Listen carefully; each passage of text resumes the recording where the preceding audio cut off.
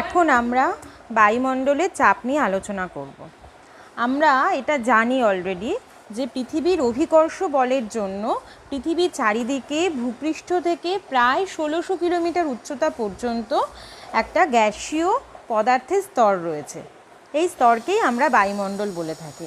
এই বায়ুমণ্ডলে কোন কোন গ্যাস থাকে সেগুলো আমরা জানি। এর মধ্যে প্রায় 77% থাকে হচ্ছে নাইট্রোজেন, 21% থাকে অক্সিজেন এবং 2% অন্যান্য গ্যাস থাকে। ঠিক আছে, এবার ভূপৃষ্ঠ থেকে যত উপরের দিকে ওঠা যায় তত কি দেখা যায় যে বায়ুর ঘনত্ব কমে যাচ্ছে। ঠিক আছে, আচ্ছা, এই বায়ুমণ্ডলে এই সমস্ত গ্যাসের উপস্থিতির কারণে কি হয়, বায়ুমণ্ডলের একটা নির্দিষ্ট ওজন আছে। এই ওজন থাকার জন্য কি করে, বায়ুমণ্ডল চাপ প্রয়োগ করে।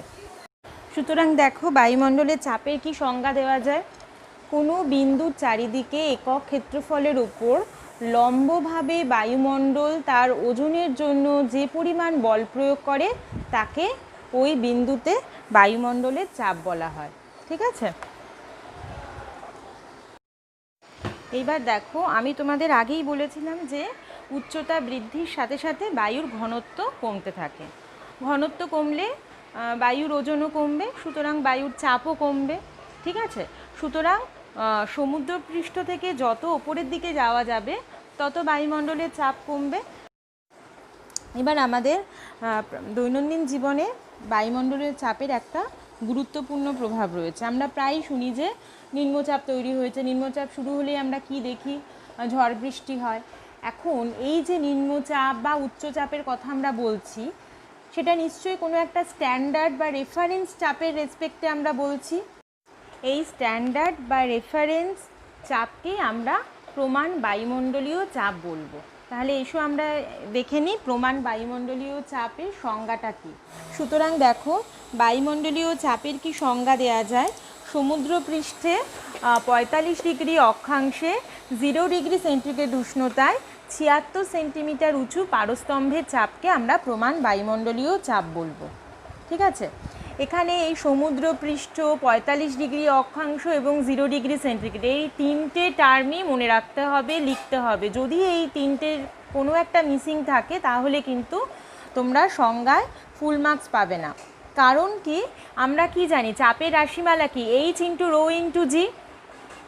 ঠিক আছে, এই যে এইচটা কি, পারস্তম্ভের উচ্চতা, সেটা কোথায় মাপা হয়েছিল। আমরা তো দেখেছি চাপ বিভিন্ন জায়গায় বিভিন্ন। এই পারস্তম্ভের এই উচ্চতা মাপা হয়েছিল সমুদ্রপৃষ্ঠে। জি এর মানও বিভিন্ন জায়গায় বিভিন্ন। তাহলে আমরা এখানে যে জি এর মানটা কনসিডার করেছি সেটা কত, 45 ডিগ্রি অক্ষাংশে। এবং এই যে ডেনসিটিটা, পারদের যে ঘনত্ব উষ্ণতার সাথে সাথে পরিবর্তিত হয়। এই ঘনত্ব যে আমরা মেপেছি সেটা হলো 0 ডিগ্রি সেন্টিগ্রেড উষ্ণতায় মেপেছি। ঠিক আছে, সেই কারণে এই তিনটে টার্মই ইম্পর্টেন্ট। সমুদ্রপৃষ্ঠ, 45 ডিগ্রি সেন্টিগ্রেড অক্ষাংশ এবং 0 ডিগ্রি সেন্টিগ্রেড উষ্ণতা। এই কন্ডিশানে 76 সেন্টিমিটার উঁচু যে পারস্তম্ভের চাপ তাকেই আমরা প্রমাণ বায়ুমণ্ডলীয় চাপ বলবো। ঠিক আছে, এবার দেখো, 45 ডিগ্রি অক্ষাংশে অভিকর্ষজ ত্বরণের মান জি হচ্ছে 980 dyne per centimetre square. 0 degree centigrade উষ্ণতায় পারদের ঘনত্ব 13.6 গ্রাম পার সেন্টিমিটার কিউব। আর পারস্তম্ভের উচ্চতা এখানে নিয়েছি 76 সেন্টিমিটার। সুতরাং প্রমাণ চাপ P equals to H into rho into G. এবার এইচ এর ভ্যালু, রো এর ভ্যালু আর জি এর ভ্যালু বসিয়ে দেওয়া হলো 76 ইন্টু 13.6 ইন্টু 980। ঠিক আছে, আর একক হবে ডাইন পার সেন্টিমিটার স্কোয়ার। এইবার তোমরা একবার অন্তত নিজে হাতে এই গুণটা করবে। ঠিক আছে, গুণ করে দেখবে ভ্যালুটা আসে 1.013 into 10⁶ dyne per centimetre square. ঠিক আছে, সুতরাং প্রমাণ বায়ুমণ্ডলীয় চাপ equals to 1.013 into 10⁶ dyne per centimetre square. এবার দেখো, প্রমাণ বায়ুমণ্ডলীয় চাপের এই যে মান বেরোলো, এটা আমি কিসে বার করেছিলাম, ডাইন পার সেন্টিমিটার স্কোয়ার, অর্থাৎ সিজিএস ইউনিটে, তাই তো। এটাকে এবার এসআইতে নিতে গেলে কি আমাকে কি করতে হবে, ডাইনকে নিউটনে নিতে হবে, সেন্টিমিটার স্কোয়ারকে মিটার স্কোয়ারে নিতে হবে। এবার 1 ডাইন ইকুয়ালস টু 10⁻⁻5 নিউটন আর 1 centimetre square equals to 10⁻⁻4 metre square. কীভাবে হচ্ছে, কারণ আমরা জানি 1 নিউটন ইকুয়ালস টু 10⁵ ডাইন। সুতরাং এটাকে এক ডাইন থেকে নিউটনে যেতে গেলে 10⁻⁻5 দিয়ে মাল্টিপ্লিকেশন করতে হবে, ঠিক আছে। আর 1 সেন্টিমিটার ইকুয়ালস টু 10⁻⁻2 মিটার। এখানে যেহেতু স্কোয়ার আছে সেজন্য 10⁻⁻4 হলো। এইবার এটাকে সিম্পলিফাই করবে, দেখো এখানে মাইনাস আছে, এই পাওয়ারটা উপরে উঠলে 6 আর 4 10 হয়ে যাবে, আর এখানে 10⁻⁻5 আছে, তাহলে 10 - 5 হচ্ছে 5, অর্থাৎ P equals to 1.013 into 10⁵ newton per metre square, বা এটাকে আমরা অ্যাপ্রক্সিমেটলি বলতে পারি 10⁵ নিউটন পার মিটার স্কোয়ার। অর্থাৎ ভূপৃষ্ঠে বা সমুদ্রপৃষ্ঠে বায়ুমণ্ডল কত চাপ প্রয়োগ করছে? প্রায় 10⁵ নিউটন পার মিটার স্কোয়ার, অর্থাৎ 1 বর্গমিটার জায়গায় 10⁵ নিউটন বল প্রয়োগ করছে। এখন এই বল কিন্তু নেহাত কম নয়, কিন্তু আমরা তো চারিদিকে হেঁটে চলে ঘুরে বেড়াচ্ছি, আমরা তো এই চাপটা অনুভব করছি না। কেন আমরা এই চাপ অনুভব করছি না? দেখো, একজন প্রাপ্তবয়স্ক মানুষের দেহের ক্ষেত্রফল হচ্ছে প্রায় 1.5 মিটার স্কোয়ার, ঠিক আছে। এবার আমরা কি দেখলাম যে বায়ুমণ্ডলীয় চাপ হচ্ছে 10⁵ নিউটন পার মিটার স্কোয়ার, অর্থাৎ 1 বর্গমিটার ক্ষেত্রফলে বায়ুমণ্ডল 10⁵ নিউটন বল প্রয়োগ করে। সুতরাং একজন প্রাপ্তবয়স্ক মানুষের দেহে বায়ুমণ্ডল দ্বারা প্রযুক্ত বল কি হবে? 10⁵ ইন্টু 1.5, ঠিক আছে। কিন্তু আমরা এই চাপটা অনুভব করি না কেন? কারণ আমাদের দেহের ভিতর বায়ু আর রক্তের যে চাপ, মোট চাপ, সেটা বায়ুমণ্ডল দ্বারা প্রদত্ত চাপের তুলনায় সামান্য বেশি হয়। সেই কারণে আমরা বায়ুমণ্ডলীয় চাপটা অনুভব করতে পারি না, ঠিক আছে। দেখবে কারোর লো প্রেশার থাকে, তাদের ক্ষেত্রে কি হয়? তাদের ক্ষেত্রে আমাদের শরীরের মধ্যে যে বায়ু এবং রক্তের যে চাপ, সেই চাপটা বায়ুমণ্ডলীয় চাপের থেকে কম হয়ে যায়, ঠিক আছে। সেই জন্য প্রায় মাথা ঘুরে পড়ে যেতে হয়, কারণ কি বায়ুমণ্ডলীয় প্রেশারটা তখন বেশি হচ্ছে, আমাদের উপর চাপ প্রয়োগ করছে, মাথা টাল খেয়ে যায়। আর যদি কোনো কারণে কারোর যাদের হাই প্রেশার বা কোনো কারণে আমাদের শরীরের ভেতর বায়ু এবং রক্তের চাপ বেড়ে যায়, তখন কি হবে? আমাদের হাঁটতে চলতে অসুবিধা হবে, মাথা ভারী অনুভব করব, ঠিক আছে। যেহেতু স্বাভাবিক অবস্থায় কি হয়, আমাদের দেহে যে বায়ু আর রক্তের চাপ, সেটা বায়ুমণ্ডলীয় চাপের থেকে সামান্য বেশি হয়, তার ফলে আমরা স্বাভাবিকভাবে হাঁটাচলা করতে পারি, ঠিক আছে। এখন আমরা বায়ুমণ্ডলীয় চাপ পরিমাপের ক্ষেত্রে কতগুলি বিশেষ এককের ব্যবহার শিখব। দেখো, 1 অ্যাটমসফিয়ার মানে কি? 1 বায়ুমণ্ডলীয় চাপ, ঠিক আছে। এটার মান হচ্ছে 76 একে আমরা কিভাবে বলতে পারি না, 76 সেন্টিমিটার উঁচু পারস্তম্ভের চাপও বলতে পারি, বা 0.76 মিটার পারস্তম্ভের চাপও বলতে পারি। এটা বললে আমরা 1 বায়ুমণ্ডলীয় চাপই বুঝবো। আবার আমরা যেটা বার করলাম, 1 atmosphere equals to 1.013 into 10⁶ dyne per centimetre square, ঠিক আছে। আর একটা বায়ুমণ্ডলীয় চাপের আরেকটি প্রচলিত একক হলো টর। 1 টর ইকুয়ালস টু 1 মিলিমিটার পারস্তম্ভের চাপ, ঠিক আছে। 1 টরকে যদি আমি পাস্কালে নিয়ে যাই তাহলে কি আসে? এটার ভ্যালুটা তোমরা মনে রাখতেও পারো। এটা কি? 1 টর ইকুয়ালস টু 133.28 পাস্কাল। আর এইটা একটু ভালো করে খেয়াল রাখবে, বার এককটাও খুব প্রচলিত একক। 1 বার ইকুয়ালস টু 10⁵ পাস্কাল। এখন দেখো, বায়ুমণ্ডলীয় চাপ কি, তারপর প্রমাণ বায়ুমণ্ডলীয় চাপের মান কত, এগুলো তো আমরা জানলাম। এবার আমরা জানবো যে বায়ুমণ্ডলীয় চাপ পরিমাপ করব কি করে, ঠিক আছে। যে যন্ত্রের সাহায্যে বায়ুমণ্ডলীয় চাপ পরিমাপ করা হয় তাকে আমরা বলবো ব্যারোমিটার, ঠিক আছে। এবার তোমরা ক্লাস 8-এ টরিসেলির পরীক্ষা পড়েছিলে, মনে আছে কি? আমি একটু তোমাদের বলে দিই টরিসেলির পরীক্ষাটা। দেখো, ইতালীয় বিজ্ঞানী টরিসেলি বায়ুমণ্ডলীয় চাপ পরিমাপ করার জন্য একটা সহজ পরীক্ষা করেছিলেন। তিনি একটি সরু কাঁচের নল নিয়েছিলেন, নলটির একটা মুখ বন্ধ, নলটির দৈর্ঘ্য প্রায় 1 মিটার। এইবার নলটিকে পারদ দ্বারা পূর্ণ করেছিলেন, তারপর খোলা মুখটা বুড়ো আঙুল দিয়ে চেপে নলটিকে একটা পারদপূর্ণ পাত্রের মধ্যে উপুর করে রাখলেন এবং তারপর বুড়ো আঙুলটা সরিয়ে দিলেন।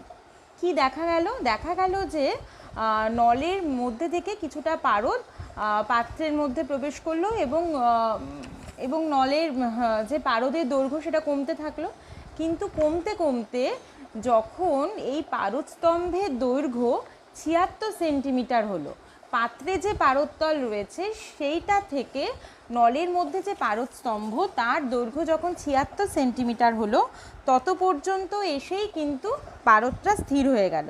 এই অবস্থার পরে কিন্তু নল থেকে কোনো পারদ আর পাত্রে স্থানান্তরিত হলো না। এর থেকে কি বোঝা গেল? এর থেকে বোঝা গেল যে বায়ুর চাপে পারদ নলের মধ্যে ৭৬ সেন্টিমিটার পর্যন্ত উঠতে পারে, অর্থাৎ বায়ুমণ্ডলীয় চাপ হচ্ছে ৭৬ সেন্টিমিটার উঁচু পারদের চাপের সমান। টরিসেলির এই পরীক্ষায় পারস্তম্ভের মধ্যে উল্টানো অবস্থায় পারদপূর্ণ নলকে আমরা একটা সরল ব্যারোমিটার বলে ধরতে পারি, ঠিক আছে। কিন্তু এই নীতির ওপর ভিত্তি করে একটি উন্নত মানের ব্যারোমিটার নির্মাণ করা হয়েছে, যার সাহায্যে অনেক সূক্ষ্মভাবে বায়ুমণ্ডলীয় চাপ পরিমাপ করা হয়। এই ব্যারোমিটারকে বলা হয় ফরটিনের ব্যারোমিটার। দেখো, ফরটিনের ব্যারোমিটারের একটা ছবি তোমাদের দেখিয়েছি। এই যন্ত্রের ডিটেলস বিবরণী তোমাদের পড়তে হবে না, খালি এটাই খেয়াল রাখবে যে এই যন্ত্রে 1 মিটার লম্বা সম ব্যাসের একমুখ বন্ধ একটা কাঁচের নল ব্যবহার করা হয়। এই নলের মধ্যে বিশুদ্ধ বায়ুশূন্য এবং শুষ্ক পারদ দ্বারা পূর্ণ করে সেটা একটা চোঙাকৃতি বড় পারদপূর্ণ পাত্রের মধ্যে উপুর করে রাখা হয়, ঠিক আছে। এবার টরিসেলির যে পরীক্ষা, সেই একই প্রিন্সিপালের ওপর ভিত্তি করে কি হবে, যে বায়ুমণ্ডলীয় চাপ যত তার ওপর নির্ভর করে এই নলের মধ্যে পারদ উঠবে নামবে। বায়ুমণ্ডলীয় চাপ বেশি হলে পারদস্তম্ভ বেশি উঠবে, কম হলে পারদস্তম্ভ কম উঠবে। এবার কতটা উঠলো বা নামলো সেটা জানার জন্য কি থাকে, এই নলের গায়ে একটা স্কেল থাকে, সেই স্কেলের রিডিং দেখে আমরা বায়ুমণ্ডলীয় চাপ কত সেটা আমরা জানতে পারবো। দেখো, এইবার আমরা ব্যারোমিটারে পারদ ব্যবহারের বিভিন্ন সুবিধে নিয়ে আলোচনা করব। প্রথম সুবিধেটা কি দেখো, কি বলা হয়েছে, পারদের ঘনত্ব বেশি হওয়ায় ব্যারোমিটারের নলের উচ্চতা ব্যবহারিক সীমার মধ্যে রাখা যায়। এর মানেটা কি, পারদের ঘনত্ব কত, 13.6 গ্রাম পার সেন্টিমিটার কিউব, ঠিক আছে। এবার ঘনত্ব বেশি হওয়ায় বায়ুমণ্ডলীয় চাপে পারদ কত সেন্টিমিটার ওঠে, ৭৬ সেন্টিমিটার, ঠিক আছে। ফলে আমরা যদি একটা 1 মিটার দৈর্ঘ্যের নল নিই তাহলেই আমরা ব্যারোমিটার যন্ত্র তৈরি করতে পারবো, ঠিক আছে, এবং ওটাকে হ্যান্ডেল করা অনেক সুবিধাজনক হবে। কিন্তু ধরো পারদের পরিবর্তে যদি জল নিতাম, তাহলে যে ব্যারোমিটারের যে নলের উচ্চতা, প্রয়োজনীয় উচ্চতা হতো কত বলো তো, প্রায় 10 মিটার, অর্থাৎ একটা 3তলা বাড়ির সমান। তো সেই যন্ত্র তো কোথায় রাখবো, কিভাবে হ্যান্ডেল করবো, একটা ডিফিকাল্ট ব্যাপার। সেই জন্য আমরা পারদ ব্যবহার করব। পারদের ঘনত্ব অপেক্ষাকৃত বেশি, সেই জন্য ব্যারোমিটারের নলের যে প্রয়োজনীয় উচ্চতা সেটা অনেক বেশি সহজে ব্যবহার করা যায়, অর্থাৎ ব্যবহারিক সীমার মধ্যে রাখা যায়, ঠিক আছে। দ্বিতীয়টা দেখো, পারদের বাষ্পচাপ নগণ্য হওয়ায় টরিসেলি শূন্যস্থানে অবস্থিত বাষ্পের চাপ ব্যারোমিটারের পাঠকে প্রভাবিত করতে পারে না। টরিসেলি শূন্যস্থান কি, এই যে ৭৬ সেন্টিমিটার অবধি যে পারদ উঠলো, তারপরে যে বায়ুশূন্য স্থান সেটা প্রকৃতপক্ষে বায়ুশূন্য থাকে না, ওখানে কিছুটা পারদ বাষ্প থাকে।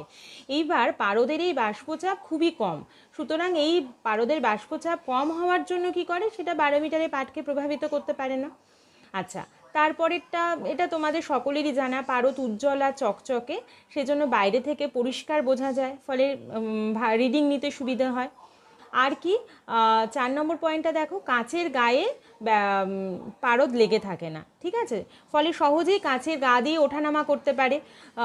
যখন বায়ুমণ্ডলীয় চাপ বেশি তখন ওটা কাঁচের গা দিয়ে ওপরে উঠে গেল, কিন্তু কাঁচের গায়ে লেগে থাকলো না। আবার যখন নিম্নচাপ তৈরি হলো, বায়ুমণ্ডলীয় চাপ কমে গেল, তখন পারদ কাঁচের গা দিয়ে নিচে নেমে এলো, ঠিক আছে। ফলে যেহেতু কাঁচের গায়ে লেগে থাকতে পারে না, ফলে বিনা বাধায় নলের মধ্যে ওঠানামা করতে পারে। নেক্সট পয়েন্টটা দেখো, পারদের হিমাঙ্ক হচ্ছে -39 ডিগ্রি সেন্টিগ্রেড, ঠিক আছে। এর ফলে কি হয়, শীত প্রধান দেশে যেখানে উষ্ণতা অনেক কম, সেখানেও আমরা ব্যারোমিটার ব্যবহার করতে পারি, ঠিক আছে। অত্যন্ত কম উষ্ণতাতেও আমাদের এই ব্যারোমিটার ব্যবহার করার কোনো অসুবিধা থাকে না। কারণ যদি ধরো জল ব্যবহার করা হতো, তাহলে কি হতো, 0 ডিগ্রি সেন্টিগ্রেড উষ্ণতাতেই জল জমে বরফ হয়ে যেত, ঠিক আছে। তখন কি আর ওটার কোনো ইউজফুলনেসই থাকতো না, ঠিক আছে। তারপরে কি, পারদ হচ্ছে তাপের সুপরিবাহী, ফলে পারস্তম্ভের উষ্ণতা সর্বত্র একই থাকে। তাপের সুপরিবাহী মানে কি, তাপ পারদের মধ্যে দিয়ে প্রবাহিত হতে পারে। সেই কারণে ওই নলের মধ্যস্থ যে পারদ, সেখানে সর্বত্র উষ্ণতা একই থাকে। ঠিক আছে। এর পরের যেটা আমরা আলোচনা করব সেটা হলো ব্যারোমিটারের ব্যবহার। ব্যারোমিটারের ব্যবহার অত্যন্ত গুরুত্বপূর্ণ, এটা তোমরা সকলে খুব মন দিয়ে শিখবে। দেখো, প্রধানত বায়ুমণ্ডলে চাপ নির্ণয়ের জন্যই আমরা ব্যারোমিটার ব্যবহার করে থাকি। কিভাবে না, বায়ুমণ্ডলীয় চাপ হচ্ছে নর্মাল, প্রমাণ বায়ুমণ্ডলীয় চাপ হচ্ছে 76 সেন্টিমিটার। ঠিক আছে। যদি কোনো দিন বায়ুমণ্ডলীয় চাপ ব্যারোমিটারে আমরা যদি দেখি 76-এর ওপরে রয়েছে, তখন আমরা কি বুঝবো, সেখানে উচ্চচাপ হয়েছে। ঠিক আছে। আর 76-এর যদি কম থাকে তাহলে বুঝবো নিম্নচাপ হয়েছে। ঠিক আছে। তাহলে উচ্চচাপ কি নিম্নচাপ কি বুঝতে পারলাম। 76 সেন্টিমিটার মানে নর্মাল। ঠিক আছে। 76-এর বেশি হলে বুঝবো আবহাওয়ায় উচ্চচাপের সৃষ্টি হয়েছে, আর কম হলে বুঝবো নিম্নচাপের সৃষ্টি হয়েছে। এইবার উচ্চচাপ নিম্নচাপ দেখে আমরা কি আবহাওয়া সম্পর্কে কি পূর্বাভাস দিতে পারি। দেখো, বায়ুতে যদি জলীয় বাষ্প বেশি থাকে তখন কি হয়, বায়ুর চাপ হ্রাস পায়। ঠিক আছে। সুতরাং কোনো জায়গায় যদি নিম্নচাপ সৃষ্টি হয়, তার মানে কি আমরা কি বলতে পারি, যে সেখানে আস্তে আস্তে বায়ুতে জলীয় বাষ্পের পরিমাণ বৃদ্ধি পাচ্ছে। ঠিক আছে। ব্যারোমিটারের রিডিং যদি কমতে থাকে তাহলে বুঝবো যে সেখানে বায়ুতে জলীয় বাষ্পের পরিমাণ বৃদ্ধি পাচ্ছে। আর জলীয় বাষ্পের পরিমাণ বৃদ্ধি পাওয়া মানে কি, সেখানে বাতাসে জলীয় বাষ্প বেড়ে যাচ্ছে, মানে কি বৃষ্টির সম্ভাবনা রয়েছে। আবার যদি ব্যারোমিটারের পাঠ ধীরে ধীরে বৃদ্ধি পায়, তখন বুঝতে হবে বায়ুমণ্ডলীয় চাপ আবার স্বাভাবিক হচ্ছে এবং বাতাস শুষ্ক হচ্ছে, তার ফলে বৃষ্টিপাতের কোনো সম্ভাবনা নেই। ঠিক আছে। আবার কোনো স্থানে ব্যারোমিটারে পারস্তম্ভের উচ্চতা হঠাৎ দ্রুত হ্রাস পেয়ে যায়, তাহলে বুঝতে হবে কি বায়ুর চাপ ওই জায়গায় দ্রুত কমে যাচ্ছে এবং ওই স্থানে নিম্নচাপের সৃষ্টি হয়েছে। তখন কি হবে, নিম্নচাপের সৃষ্টি হলে কি হবে, তখন বাইরে যে উচ্চচাপ যুক্ত অঞ্চল, সেখান থেকে বায়ু দ্রুত বেগে ওই নিম্নচাপের দিকে ধেয়ে আসবে। এবং তার মানে বুঝতে হবে যে যখন প্রবল বেগে বায়ু কোনো দিকে ছুটে আসে তখন কি হয়, ঝড় হয়। তাহলে ঝড়ের আশঙ্কা আছে। এই যে আমপান হলো, তার বেশ কিছুদিন আগে থেকেই আবহাওয়াবিদরা বলে আসছিলেন যে আমফান হবে, প্রচণ্ড ঝড় হবে, ঝড়ের বেগ সম্পর্কেও একটা ধারণা তারা দিয়েছিলেন। কিভাবে দিয়েছিলেন, ওই ব্যারোমিটারের রিডিং দেখে। আরও অনেক প্যারামিটার আছে, কিন্তু প্রাইমারিলি ব্যারোমিটারের রিডিং দেখে বোঝা যায়। ব্যারোমিটারের রিডিং দ্রুত কমে যাচ্ছিল, তার মানে কি ওখানে দ্রুত নিম্নচাপের সৃষ্টি হচ্ছিল। এবার নিম্নচাপ সৃষ্টি, বা কোনো জায়গা তো শূন্য থাকতে পারে না, নিম্নচাপ সৃষ্টি হওয়া মানে কি তার আশেপাশের উচ্চচাপযুক্ত অঞ্চল থেকে বাতাস প্রবল বেগে ওই নিম্নচাপের দিকে ধেয়ে আসে, অর্থাৎ একটা ঝড়ের সৃষ্টি হয়। সুতরাং যদি কোনো স্থানের আবহাওয়া জানতে হয়, তাহলে আমরা ব্যারোমিটারের রিডিং দেখে সেটা আমরা বলতে পারবো যে আবহাওয়া কীরকম হবে। যদি ধীরে ধীরে কমে তাহলে বুঝতে হবে আস্তে আস্তে তোমার নিম্নচাপ সৃষ্টি হচ্ছে, আস্তে আস্তে বায়ুতে জলীয় বাষ্প বৃদ্ধি পাচ্ছে, সুতরাং বৃষ্টি হতে পারে। আর খুব দ্রুত যদি কমে যায় তাহলে বুঝতে হবে যে সেখানে বায়ুতে নিম্নচাপের সৃষ্টি হচ্ছে এবং প্রবল ঝড় বৃষ্টির আশঙ্কা আছে। ঠিক আছে। এইভাবে আমরা ব্যারোমিটারের রিডিং দেখে আবহাওয়ার পূর্বাভাস দিতে পারি।